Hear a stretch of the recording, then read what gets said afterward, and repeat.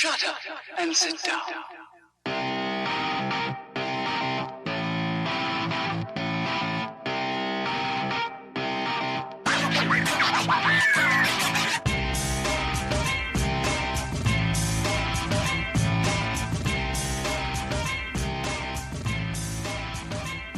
Hello and welcome to the Dunning-Kruger effect.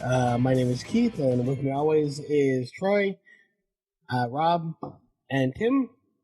Hi. And today we're going to do something a little bit different. We're going to try to play a game. So Rob's got this interesting little game where he just shoots down our ideas constantly, as you would have heard on the last podcast. But we're gonna try to do this because we kept giving you answers to things and you kept shooting them down. Well, that's just something right. Like, I don't know how else I can.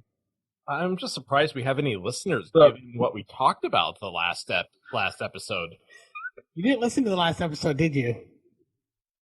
Me? Yeah.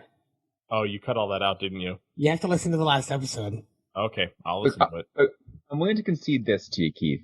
Sometimes you're wrong, and sometimes I'm right. Sometimes you feel like a nut. No. Sometimes you don't. You know? That's fair. Okay, so I will give the floor to Rob so that he can explain what the heck's going on here, and we can get this stuff started. Thank you, Keith, for that wonderful introduction. I guess we're doing the kids call it a role playing game or an RPG. Who here has done an RPG before? Yeah, are we raising our hands? Is that the way we're doing this? You don't mind. I guess so. Tim has. We all has. You may want to turn off. You may want to turn off your video there, Rob, because you're chopping a little bit. Unless it's just me watching him chop. Like audio is chopping. Fine, be that way. Problems earlier. I don't want to see his ugly face. That's what it is. That's valid. Valid. No. It's pleasant to look at. Thank you, Tim. The game that we are playing is called Pig at a Wedding. It is one of the many games in the Ultimate Micro RPG book edited by James D'Amato. And you guys will need a full set of dice, but you said you'll have apps and such, right? So that's cool. We're good there. My dice, right? You don't always just roll on Google. So if you want to roll like a D4, you just type in Google roll and D4, and then it'll roll a D4 for you. Oh, we're doing the one that we talked about before. I thought this was a different one. No, we're doing the one I talked about before because I've already run it once, so I know how to do it. Oh, okay. I thought that was the most sensible way to approach this. Is that cool? Yep, it's fine. All right. Why my camera keeps turning off? The Cookie Monster thing keeps popping up, yeah. I don't know. All right. Looking for that dice app that I downloaded, it seems to be missing. Well, this is called RPG Simple Dice. That's what I got. I'll try. Nice. I'm trying to back out of the app, but it keeps rolling the dice. the wrong one. It has one job, Tim, to roll dice, and it's excited to do so. It's like, no, see how so good I do? All right. So I'm going to give the preamble to the micro game, and then we'll do the setup. And the setup will basically be creating characters, creating the pig, and then I'll quickly go over the rules, and then we'll go right into it. Cool? We have to create a pig? You have to create a fucking pig. It takes literally 2 rolls. Keith, don't get ahead of me here, please, Keith. Okay. All right. Actual Keith, basic. This is not diplomacy. This is not like I'm in charge, Keith. That's what I'm trying to say. Oh, okay. He's the dungeon master. And the dungeon emphasis on master. The master of something. We should preface this podcast by saying it's not a BDSM podcast, thank you. You might get more listeners that way. I don't know. All right, so here we go. What kind of dice do I need? It's going to be the wedding of the year. There's a string quartet, fireworks, an open bar, individualized party favors, and the most charismatic priest this side of Chicago. But there's one element that hasn't been factored into the plan. You're going to hide a whacking great pig in the building and then release it to cause maximum carnage. That'll show them. So you will... Question. Yes, Keith? 1 second. The floor recognizes Keith. Go ahead, Keith. What is a whacking great pig? Yeah. It's British terminology, Keith. I think the writer of this particular game is British. So a whacking is large. It's it's a huge pig. Follow-up question. Oh dear God. Does the other side of Chicago have like entertaining priests, and then this side has got like dull priests? Does anyone have a constructive question for me? Yeah, it says carnage. Are we killing people? Because by definition, carnage is killing a large amount of people. That is entirely up to you. I will leave that to all of you to decide. I don't dictate how these games go. If death happens, then death happens. Like, I'm not, I did have a quick question before we get started. Has the Catholic Church weighed in on if this game is satanic or not?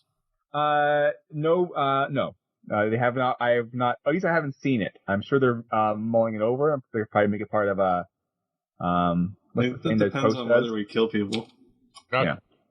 Maybe how we kill them. Yeah, it could be that too. Yeah. All right. So the first thing we're going to do is we're going to create the pig. We're going to roll twice. So somebody, I don't care who, wants to roll a 10-sided die, a D10. I'm on it. Thanks, Tim. 9.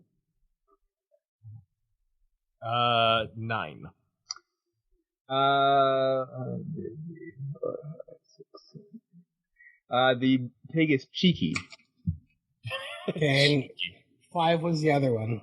The whacking pig is cheeky. The pig is vocal. Vocal, the pig is okay. Vocal and cheeky. Our whacking cheeky pig is vocal. So the pig's name is Rodney Dangerfield. Hey, I don't give no respect. Yes, exactly right. Does that mean he actually talks? Can we pick the language? I don't think it means he actually talks. However, I mean, there's no reason why he can't talk, I suppose. There's no specific... Can we say it talks, but doesn't? But none of us speak its language. Maybe it's like it's a Spanish pig. European. He's a Spanish pig. I speak Spanish somewhat. No. It's got to be like Polish or something. I don't know. I speak Polish somewhat. Well, a couple words. Well, it could be a Japanese pig. It speaks Hyrule. There you go. It's an Hyrule. All right. Intelligently, just not. I'm surprised no one did the obvious that speaks in Pig Latin. But But we all know Pig Latin, though. All right. Well, it's just your characters. You're not playing yourself, Keith. Hey, Keith, I don't know if you understand what a role-playing game is. Let me explain it again to you.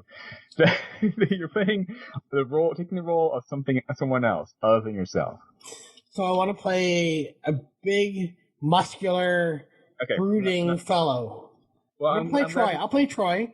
Okay. And then Tim can be me, and then you can be... I wish. Anyways, keep going. All right. Now we're going to do character creation. So, Keith, you can go first in this because you're so mouthy. Mouthy? Entertaining is the word I think that you're looking for. All right. Fair enough. You're going to roll a 6-sided dice, a D6, Keith. Okay. 1. You might have a piece of paper. You might have a little Word document or something handy just so you can write this stuff down to keep track of it. That's why I asked if we needed character sheets. It's a piece of paper or a Word document. Keith. Not a character sheet, just a sheet which you can put character information on. Yeah. Okay. It's different. Okay, 1. Okay, 1. Your character's expertise is heavy lifting. Okay. So you are muscular. I should have been Troy's. You are muscular. See you? So when you roll to do an action that requires heavy lifting, you'll add 3 to your roll. Okay. And now you roll a d6 again. 2. 2. You are desperate to shag the best man / maid of honor. Same time. Oh, yeah. Do I get to choose which one? And/or maid of honor. And/or? Okay. Okay. Nice. All right. Okay, so you can muse upon that. That is the extent of character creation, at least initially. You can now think of names, a name, a personality for yourself. You can think all that in your own head. I'll move on. Buns. What's that? Trent Steel Buns. Anything you want. Tim? All right, D6, right? Uh-huh. All right, 2. 2. Your expertise is fast, hot, and confusion. Fast, hot, and confusion? Fast talk. Fast talk. And confusion. And so I talk fast, confuse people. Yes, that is correct.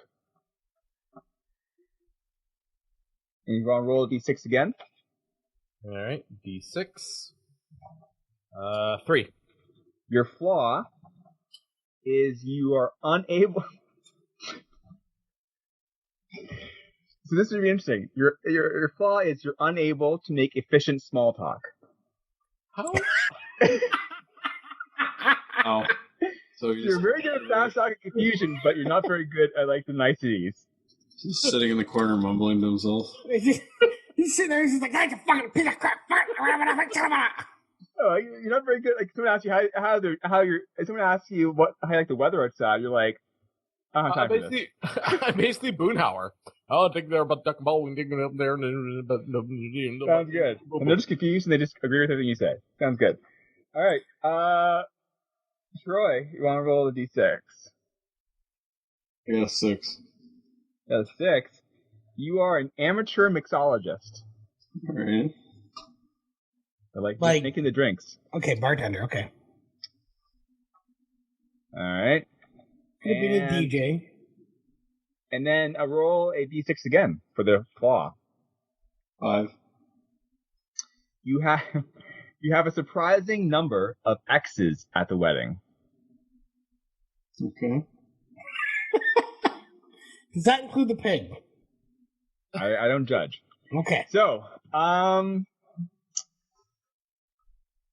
so basically how this will work is during gameplay, when you engage with one of your flaws and endanger the scheme, you gain a drama point, which allows you a reroll. So if you decide in the game that you want to run into one of your X's, Troy, you say, walk out with one of my X's is there. And I go, cool, you get a drama point. You get 1 drama point at a time. You can't get more than 1.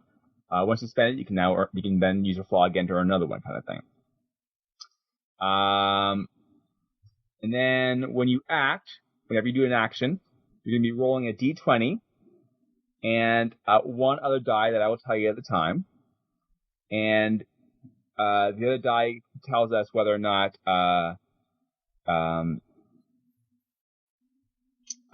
it depends on how important it is to the scheme, kind of.